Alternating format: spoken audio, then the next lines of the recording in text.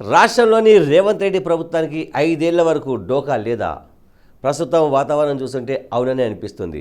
రాష్ట్రంలోని సీఎం రేవంత్ రెడ్డి ప్రభుత్వం ఎక్కువ రోజులు అధికారంలో ఉండదు, రేపో మాపో కూలిపోతుందంటూ కేసీఆర్, కేటీఆర్ సహా బీఆర్ఎస్ నాయకులు, బీజేపీలోని కిషన్ రెడ్డి వంటి కేంద్ర మంత్రులు వ్యాఖ్యలు చేయడం ఇటీవల సంచలనంగా మారింది.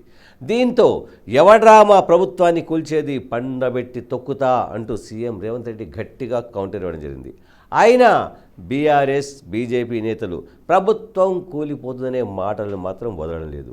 కానీ రేవంత్ అడుగులను చూస్తుంటే రాష్ట్రంలోని కాంగ్రెస్ ప్రభుత్వం 5 ఏళ్ల పాటు నిశ్చితంగా కొనసాగడం ఖాయంగా కనిపిస్తుంది. మొన్నటి వరకు బీఆర్ఎస్తో అంటకాగిన ఎంఐఎం అధ్యక్షుడు, హైదరాబాద్ ఎంపీ అసదుద్దీన్ ఓవైసీ మీ ప్రభుత్వానికి మేం అండగా ఉంటామంటూ సీఎం రేవంత్ రెడ్డికి భరోసా ఇవ్వడంతో కాంగ్రెస్ ప్రభుత్వానికి పెద్దగా ఇబ్బంది ఉండదని తేలిపోయింది.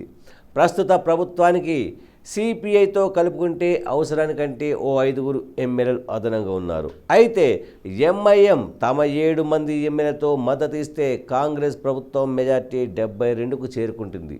సో శుక్రవారం పాతబస్తీలో మెట్రో రైల్ ప్రాజెక్టు ప్రారంభోత్సవం సందర్భంగా కాంగ్రెస్ ప్రభుత్వం 5 ఏళ్ల పాటు కొనసాగుతుంది, దానికి మా మద్దతు ఉంటుంది అని అసదుద్దీన్ ఓవైసీ సీఎం రేవంత్కు చెప్పడం విశేషం. దీంతో నిన్నటి వరకు బీఆర్ఎస్తో చెలిమి చేసిన ఎంఐఎం కాంగ్రెస్ పంచన చేరడంతో బారాసకు ఇది ఓ భారీ షాక్ ఇచ్చినట్లే అని చెప్పుకోవచ్చు. ఇక పార్లమెంటు ఎన్నికల ముందు లేదా ఆ తర్వాత బీఆర్ఎస్ నుంచి భారీ స్థాయిలో ఎమ్మెల్యేలు కాంగ్రెస్లో చేరే అవకాశాలు ఉండడంతో ప్రభుత్వానికి భారీ మెజార్టీ పెరిగేట్టుగా భావించాలి. ఇదే జరిగితే కాంగ్రెస్ ప్రభుత్వాన్ని కూల్చడం ఎవరి తరమూ కాదని చెప్పొచ్చు.